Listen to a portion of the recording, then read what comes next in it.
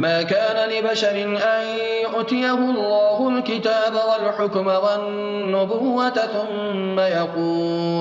ثم يقول للناس كونوا عبادا لي من دون الله ولكن كونوا ربانيين بما كنتم تعلمون الكتاب وبما كنتم تدرسون.